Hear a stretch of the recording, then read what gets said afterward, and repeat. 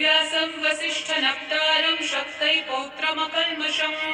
पराशरात्मजं वन्दे शुभदातं तपोनिधिम्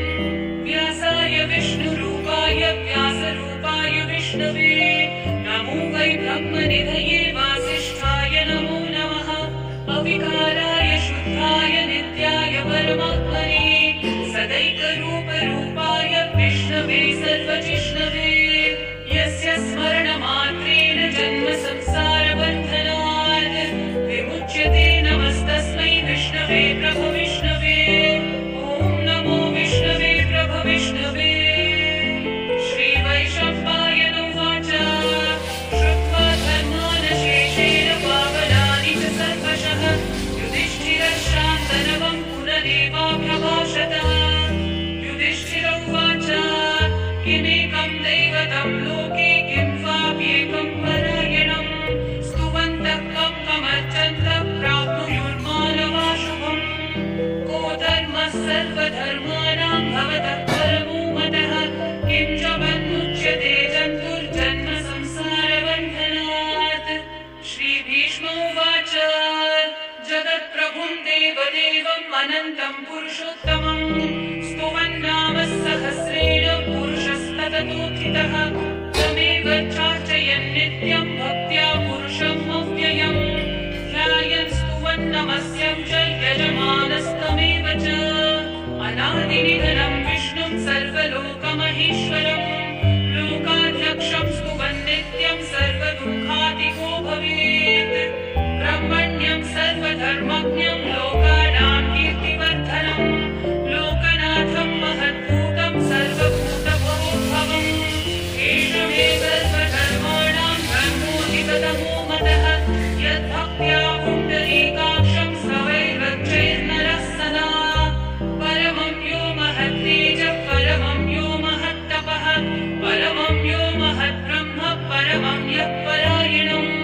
पवित्राणां पवित्रं यो मङ्गलानां च मङ्गलम् देवतं देवतानां च भूतानां यो व्ययः पिता यतः सर्वाणि भूतानि भवन्त्यादि युगागमे यस्मिंश्च प्रलयं यान्ति पुनरेव युगक्षये तस्य लोकप्रधानस्य जगन्नाथस्य भूपते विष्णोर्नाम सहस्रं मे शृणु पापभयावहम् यानि नामानि गौणानि विख्यातानि महात्मनः ऋषिभिः परिगीतानि तानि वक्ष्यामि भूतये ऋषिर्नाम्नां सहस्रस्य वेदव्यासो महामुनिः छन्दोनुष्ठुप् तथा देवो भगवान् देवकीसुतः अमृतांशोद्भवो बीजं शक्तिर्देवकीनन्दनः त्रिसामाहृदयं तस्य शान्त्यर्थे विनियुज्यते विष्णुं जिष्णुं महाविष्णुं प्रभविष्णुं महेश्वरम् अनेकरूपदैत्यान्तं नमामि पुरुषोत्तमम् अस्य श्रीविष्णोर्दिव्यसहस्रनामस्तोत्रमहामन्त्रस्य श्रीवेदव्यासो भगवान् ऋषिः अनुष्ठुप्छन्दः श्रीमहाविष्णुः परमात्मा श्रीमन्नारायणो देवता अमृतांशुभवो भानुरिति बीजम् देवकीनन्दनसृष्टेति शक्तिः उद्भवक्षोभणो देव इति परमो मन्त्रः शङ्खवृन्नन्दकी चक्रीति कीलकम् शार्ङ्गधन्वा गदाधर इति अस्त्रम् रथाङ्गपाणिरक्षोभ्य इति नेत्रम् त्रिसामा सामगः सामेति कवचम् आनन्दं परं ब्रह्मेति योनिः ऋतुस्तुदर्शनं काल इति दिग्बन्धः श्रीविश्वरूप इति ध्यानम् श्रीमहाविष्णुः प्रीत्यर्थे सहस्रनाम जपे विनियोगः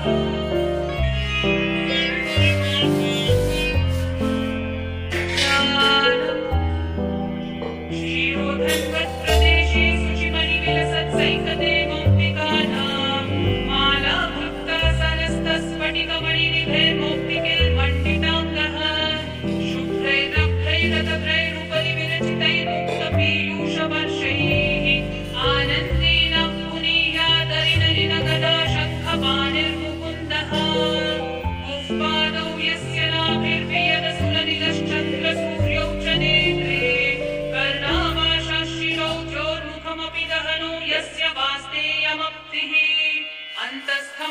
तस्य विश्वं सुरनरखगो भोगि गन्धर्वदैत्यैः चित्रं रम्यतीतं त्रिभुवनविभूषं विष्णुमीशं नमामि। ॐ नमो भगवते वासुदेवाय। शान्ताकारं भुजगशयनं पद्मनाभं सुरेशं विश्वाधारं गगनसदृशं मेघवर्णं शुभाङ्गं लक्ष्मीकान्तं कमलनयनं योगिहृद्ध्यानगम्यं वन्दे विष्णुं भवभयहरं सर्वलोकैकनाथम्।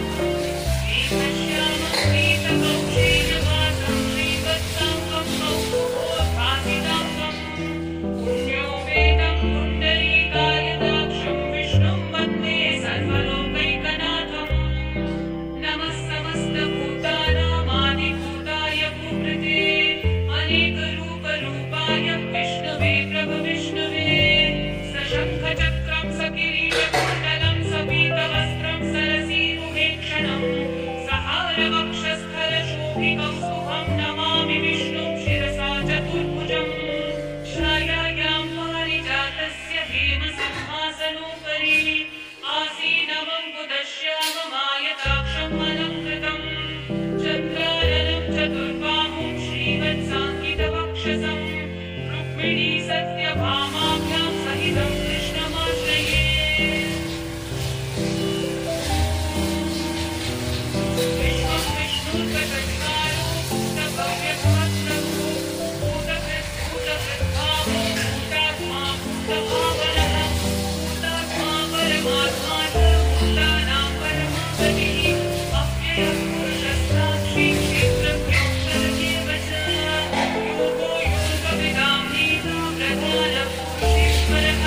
नारसिंहवपुः श्रीमान् केशवः पुरुषोत्तमः सर्वशर्वशिवस्थाणोद्भूतादिर्निरव्ययः सम्भवो भावनो भर्ता प्रभवः प्रभुरीश्वरः स्वयंभू शम्भुरादित्यः पुष्कराक्षो महास्वनः अनादिनिधनो धाता विधातात्तमः अप्रमेयो ऋषिकेशः पद्मनाभो मलः प्रभुः विश्वकर्मा मनुस्पष्टास्थविष्टस्थविरोऽध्रुवः अग्राह्यक्षांशतः कृष्णो लोहिताक्षप्रतर्दनः प्रभुतस्त्रिगतुर्धामः पवित्रं मङ्गलं परम् ईशानप्राणदः प्राणो ज्येष्ठश्रेष्ठः प्रजापतिः हिरण्यगर्भो भूगर्भो माधवो मधुसूदनः ईश्वरो विक्रमी धन्वी मेधावी विक्रमक्रमः अनुत्तमो दुराधर्षकृतज्ञकृतिरात्मवान् सुरेशः शरणं शर्मं विश्वरेतः प्रजाभवः अहः संवत्सरो व्याळप्रत्ययः सर्वदर्शनः अजः सर्वेश्वरः सिद्धिः सर्वादिरच्युतः वृषाकपिलमेयात्मा सर्वयोगविनिःसृतः वसुर्वसुमना सत्यः समात्मा संवितः समः अमोघः पुण्डरीकाक्षो वृषकर्मा वृषाकृतिः रुद्रो बहुशिरा बभ्रुर्विश्वयोनिःशुचिश्रवाः अमृतः शाश्वतस्थाणोर्वरारोहो महातपाः सर्वगः सर्वविद्वानो विश्वक्सेनो जनार्दनः वेदो वेदविदव्यङ्गो वेदाङ्गो वेदवित्कविः लोकाध्यक्षः सुराध्यक्षो धर्माध्यक्षः कृताकृतः चतुरात्मा चतुर्व्यूहश्चतुर्दंश्चतुर्भुजः राजिष्णुर्भोजनं भोक्ता सहिष्णुर्जगदाधिकः अनमो विजयो जेता विश्वयोनिः पुनर्वसुः उपेन्द्रो वामनः शूरमोघश्रुतिरूपितः अतीन्द्रः सङ्ग्रहः सर्वो धृतात्मा नियमो यमः वेद्यो वैद्यः सदा योगी वीरः माधवो मधुः अतीन्द्रियो महामायो महोत्साहो महाबलः महाबुद्धिर्महावीर्यो महाशक्तिर्महाद्युतिः अनिर्देश्यः वपुः श्रीमान् अमेयात्मा महादृक् महेश्वासो महीभर्ता श्रीनिवासः सतां गतिः अनिरुद्धः सुरानन्दो गोविन्दो गोविदाम्पतिः मरीचिर्दमनोहंसः सुपर्णो भुजगोत्तमः हिरण्यनाभः सुतपः पद्मनाभः प्रजापतिः अमृत्युः सर्वदृक्सिंहः सन्धाता सन्धि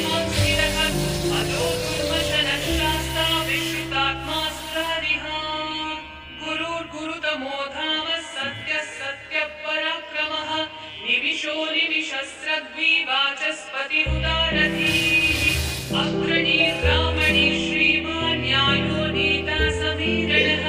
सहस्रमूर्धा विश्वात्मा सहस्राक्षः सहस्रपात् आवर्तनो निवृत्तात्मा संवृतः सम्प्रमर्दनः अहः सम्पत्तको वह्निरनिरोधरणीधरः सुप्रसादः प्रसन्नात्मा विश्वकृत् विश्वभुक् विभुः सत्कर्ता सत्कृतः साधुर्जन्मुर्नारायणो नरः असङ्ख्येयो प्रमेयात्मा विशिष्टः शिष्टकृच्छुचिः सिद्धार्थः सिद्धसङ्कल्पः सिद्धिदः सिद्धिसाधनः वृषाही वृषभो विष्णुर्वृषभर्वा वृषोदरः वर्धनो वर्धमानश्च विविक्तः श्रुतिसागरः सुभुजो दुर्धरो वाग्मी महेन्द्रो वसुः वसुः नैकरूपो बृहद्रूपः शिबिविष्टप्रकाशनः ओजस्तेजो द्युतिधरः प्रकाशात्मा प्रतापनः ऋद्धस्पष्टाक्षरो मध्यश्चन्द्रांशूर्भास्करद्युतिः अमृतांशूद्भवो भानुः-शशबिन्दुः-सुरेश्वरः औषधं जगतस्येतुः सत्यधर्मपराक्रमः भूतभव्यभवन्नाथः पवनः पावनो नलः कामः कामकृत्कान्तः कामः कामप्रदः प्रभुः युगादिकृद्युगावर्तो नैकमायो महाशनः अदृश्यो व्यक्तरूपश्च सहस्रजिदनन्तजित् इष्टो विशिष्टशिष्टेष्टः शिखण्डी नहुषो वृषः क्रोधः क्रोधकृत्कर्ता विश्वबाहुर्महीधरः अच्युतप्रतिगप्राणः प्राणदो वासवानुजः अपान्निधिरधिष्ठानम् अप्रमत्तः प्रतिष्ठितः स्कन्दस्कन्दद्धरो धुर्यो वरदो वायुवाहनः वासुदेवो बृहद्भानुरादिदेवः पुरन्दरः अशोकस्थारणस्थारः शूरः शौरी जनेश्वरः अनुकूलः शतावद्तः पद्मी पद्मनिभीक्षणः पद्मनाभोरविन्दाक्षः पद्मगर्भः शरीरभृत् महद्धीरिक्तो वृद्धात्मा महाक्षो गरुडध्वजः अतुलः शरभो भीमः समयज्ञो हविर्हरिः सर्वलक्षणलक्षण्यो लक्ष्मीवान् समितिञ्जयः विक्षरो रोहितो मार्गो हेतुर्दामोदरः सहः महीधरो महाभागो वेगवानमिताशनः उद्भवक्षोभणो देवः श्रीगर्भः परमेश्वरः करणं कारणं कर्ता विकर्ता गहनो गुहः व्यवसायो व्यवस्थानः संस्थानस्थानदो ध्रुवः परर्थी परमस्पष्टः तुष्टः पुष्टः शुभिक्षणः रामो विरामो विरतो मार्गो नेयो नयोनयः वीरशक्तिमतां श्रेष्ठः धर्मो धर्मविदुत्तमः वैकुण्ठः पुरुषः प्राणः प्राणदः प्रणवः पृथुः हिरण्यगर्भः शत्रुघ्नो व्याप्तो वायुरथोक्षजः ऋतुः सुदर्शनः कालः परमेशी परिग्रहः उग्रः संवत्सरो दक्षो विश्रामो विश्वदक्षिणः विस्तारस्थावरस्थाणुः प्रमाणं बीजमव्ययम् अर्थोऽनर्थो महाकोशो महाभोगो महाधनः अनिर्विण्णस्थविष्ठो भूर्धर्मयूपो महामखः नक्षत्रनेमिर्नक्षत्री क्षामः क्षामः समीहनः यज्ञयुज्यो महेयश्च क्रतुः सत्रं सतां गतिः सर्वदर्शी विमुक्तात्मा सर्वज्ञो ज्ञानमुत्तमम् सुहृदः सुमुखः सूक्ष्मः सुघोषः सुखदः सुहृत् मनोहरो जितक्रोधो वीरबाहुर्विदारणः स्वापनः स्ववशो व्यापी नैकात्मा नैककर्मकृत् वत्सलो वत्सलो वत्सी रत्नगर्भो धनीश्वरः धर्मकृद्धर्मी सदसक्षरमक्षरम् अविज्ञाता सहस्रांशो विधाता कृतलक्षणः कः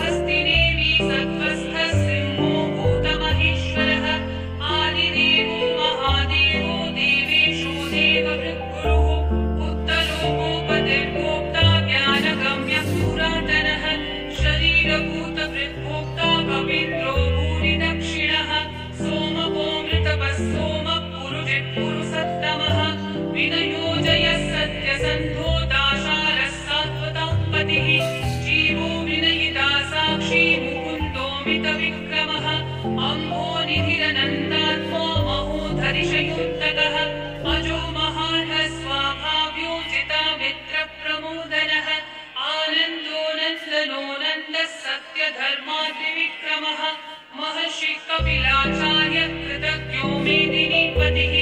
त्रिपदस्त्रिदशाध्यक्षो महासिंहकृतान्तकृत् महावराहो गोविन्दः सुषेणः कनकाङ्गदी गुह्यो गभीरो गहनो गुप्तश्चक्रगदाधरः वेधास्वापूजितः कृष्णो दृढसङ्कर्षणोच्युतः वरुणो वारुणो वृक्षः पुष्कराक्षो महामनाः भगवान् भगवानन्दी वनमाली हलायुधः आदित्यो ज्योतिरादित्यः सहिष्णुर्गतिसत्तमः सुधन्वा खण्डपरशुर्दारुणो द्रविणप्रदः दिवस्पृक्सर्वदिव्यासो वाचस्पतिरयो निजः त्रिसामासामगस्सामन्निर्वाणं भेषजं भिषक् सन्न्यासकृच्छमशान्तो निष्ठा शान्तिपरायणम् शुभाङ्गः शान्तिदसृष्टा कुमुदः कुवलेशयः गोहितो गोपतिर्गोप्ता वृषभाक्षो वृषप्रियः अनिवर्ती निवृत्तात्मा संक्षिप्ताक्षेमकृच्छिवः श्रीवत्सवक्षा श्रीवास श्रीपति श्रीमताम्बरः श्रीधर श्रीश श्रीनिवास श्रीनिधिश्रीविभावनः श्रीधर श्रीकर श्रेय श्रीमान् लोकत्रयाश्रयः स्वक्षस्वङ्गश्रतानन्दो नन्दिर्ज्योतिर्गणेश्वरः विजितात्मा विधेयात्मा सत्कीर्तिश्चिन्न संशयः उदीर्णः सर्वतश्चक्षुरनीशः शाश्वतस्थिरः भूषयो भूषणो भूतिर्विशोकशोकनाशनः अर्चिष्मान् अर्चितः कुम्भो विशुद्धात्मा विशोधनः अनिरुद्धो प्रतिरथः प्रद्युम्नो मितविक्रमः कालनेमिनिहावीरः शौरी शूरजनेश्वरः त्रिलोकात्मा त्रिलोकेश केशवः केशिहा हरिः कामदेवः कामपालः कामिकान्तकृतागमः अनिर्देश्य वपुर्विष्णु वीरोऽनन्तो धनञ्जयः ब्रह्मण्यो ब्रह्मकृद्ब्रह्मा ब्रह्म ब्रह्मविवर्धनः ब्रह्मविद्ब्राह्मणो ब्रह्मी ब्रह्मज्ञो ब्राह्मणप्रियः महाकर्मो महाकर्मा महातेजा महोरगः महाक्रतुर्महायज्वा महायज्ञो महाहविः स्तव्यस्तव प्रियस्तोत्रं स्तुतिस्तोतारणप्रियः पूर्णपूरयिता पुण्यपुण्यकीर्तिरणामयः मनोजवस्तीर्थकरो वसुरेता वसुप्रदः वसुप्रदो वासुदेवो वसुर्वसुमनाहविः सद्गति सत्कृति सत्ता सद्भूति सत्परायणः शूरसेनो यदुश्रेष्ठः सन्निवासः सुयामुनः भूता वासो वासुदेवः सर्वासु निलयो नरः दर्पः दर्पदो दृप्तो दुर्धरोऽथा पराजितः विश्वमूर्तिर्महामूर्तिर्दीप्तमूर्तिरमूर्तिमान् अनेकमूर्तिरव्यक्तः शतमूर्तिशताननः एकोनैकः सवक्तं किं यतत्पदमुत्तमम् लोकबन्धुर्लोकनाथो माधवो भक्तवत्सलः सुवर्णवर्णो हेमाङ्गो वराङ्गश्चन्दनाङ्गदी वीरः विषमशून्यो घृताशीरशलश्चलः अमानी मानदो मान्यो लोकस्वामी त्रिलोकधृक् सुमेधामेघचोधन्यः सत्यमेधाधराधरः तेजो वृषो द्युतिधरः सर्वशस्त्रभृताम्बरः प्रग्रहो निग्रहो व्यग्रो नैकशृङ्गो गदाग्रजः चतुर्मूर्तिश्चतुर्बाहुश्चतुर्व्यूहश्चतुर्गतिः चतुरात्मा चतुर्भावश्चतुर्वेदविवेकवान् समावर्तो निर्वृत्तात्मा दुर्जयो दुरतिक्रमः दुर्लभो दुर्गमो दुर्गो दुरावासो दुरारिहा शुभाङ्गो लोकसारङ्गः सुतन्तुस्तन्तुवर्धनः इन्द्रकर्मा महाकर्मा कृतकर्मा कृतागमः उद्भवः सुन्दरः सुन्दो रत्ननाभः सुलोचनः अर्को वाजस्सनः शृङ्गी जयन्तः सर्वविजयी सुवर्णबिन्दुरक्षोभ्यः सर्ववागीश्वरेश्वरः महाहृदो महागर्तो महाभूतो महानिधिः कुमुदः कुन्दरः कुन्दपर्जन्यः पावनो निलः अमृताशोऽमृतवपुः सर्वज्ञः सर्वतोमुखः सुलभः सुहृदः सिद्धः शत्रुजित् शत्रुतापनः व्यक्रोधो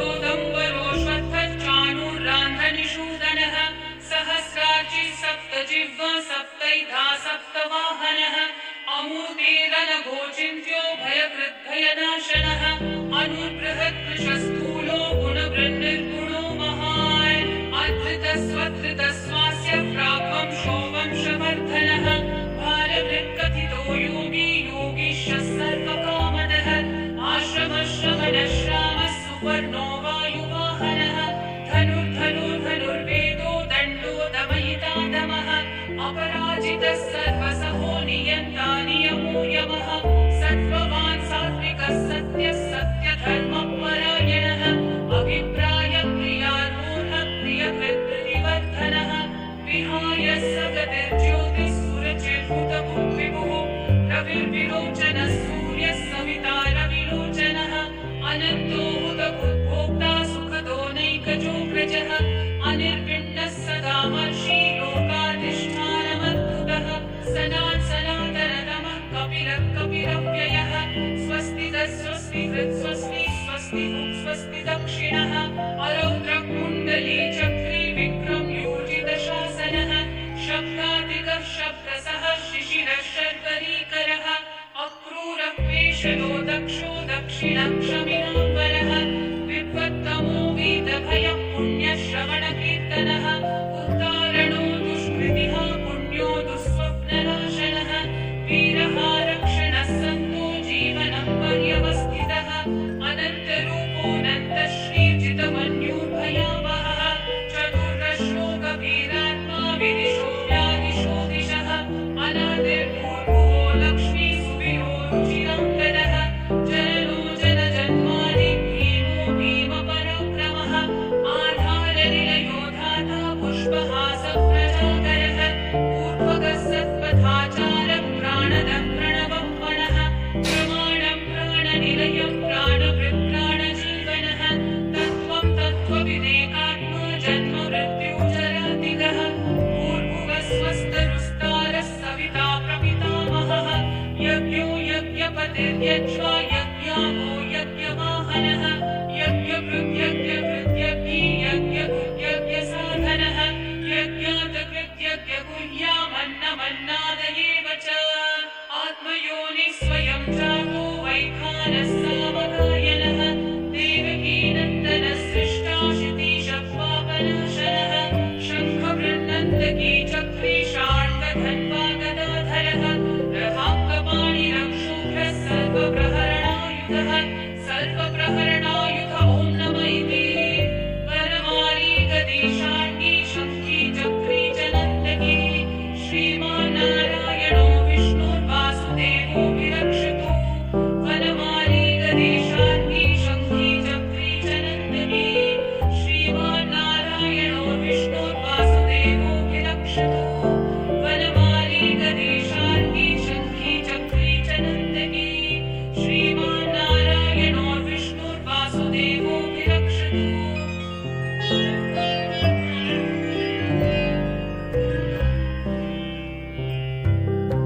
इतीदं कीर्तनीयस्य केशवस्य महात्मनः नाम्नां सहस्रं दिव्यानामशेषेण प्रकीर्तितम् य इदं शृणुयान्नित्यं यश्चापि परिकीर्तयेत् नाशुभं प्राप्नुयात् किञ्चित् सोमुद्रेह च मानवः वेदान्तको ब्राह्मणः स्यात् क्षत्रियो विजयी भवेत् वैश्योधनसमृद्धः स्यात् शूद्रः सुखमवाप्नुयात् धर्मार्थी प्राप्नुयात् धर्मम् अर्थार्थी चार्थमाप्नुयात् कामानवाप्नुयात् कामी प्रजार्थी चाप्नुयात् प्रजाम् भक्तिमान् यः सदोत्थाय शुचिस्तद्गतमानसः सहस्रं वासुदेवस्य नाम्नामेतत् प्रकीर्तयेत् यशः प्राप्नोति विपुलं याति प्राधान्यमेव च अचलां श्रियमाप्नोति श्रेय प्राप्नोत्यनुत्तमम् न भयं क्वचित्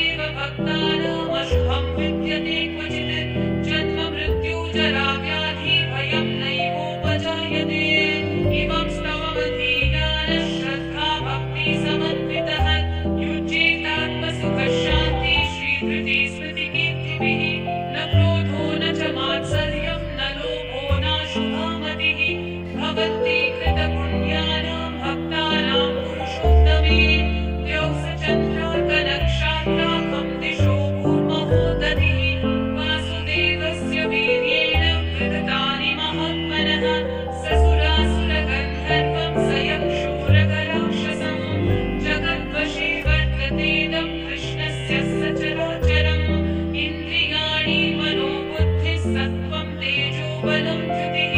वासुदेवात्मकन्यामुः क्षेत्रं क्षेत्रज्ञ एव च सर्वागमानामाचारप्रथमं परिकल्पते आचारप्रभवो धर्मो धर्मस्य प्रभुरच्युतः ऋषयपितरो देवा महाभूतानि धातवः जङ्गमाजङ्गमं चेदं जगन्नारायणोद्भवम् योगो ज्ञानं तथा साङ्ख्यं विद्या शिल्पानि कर्म च वेदाः शास्त्राणि विज्ञानम् एतत् सर्वं जनार्दनात् एको विष्णुर्महद्भूतं पृथग्भूतान्यनेकशः त्रीन् व्याप्य भूतात्मा भुङ्क्ते विश्वभुगव्ययः इमं स्तवं भगवतो विष्णोर्व्यासेन कीर्तितं पठ्येद्य इच्छेत् पुरुषः श्रेयः प्राप्तुं सुखानि च विश्वेश्वरमजं देवं जगतः ब्रह्मोऽव्ययम् भजन्ति ये पुष्कराक्षं न ते यान्ति पराभवम् न ते यान्ति पराभवम् ॐ नमः इति अर्जुन उवाच पद्मपत्रविशालाक्षः पद्मनाभः सुरोत्तम भक्तानामनुरक्तानां त्राता भव जनार्दन श्रीभगवानुवाच यो मां नाम सहस्रेण स्तोतुमिच्छति पाण्डव सोऽहमेकेन श्लोकेन स्तुत एव न संशयः ॐ नमः इति व्यास उवाच वासनाद् वासुदेवस्य वासितं भुवनत्रयं सर्वभूतनिवासोऽसि वासुदेव नमोऽस्तु ते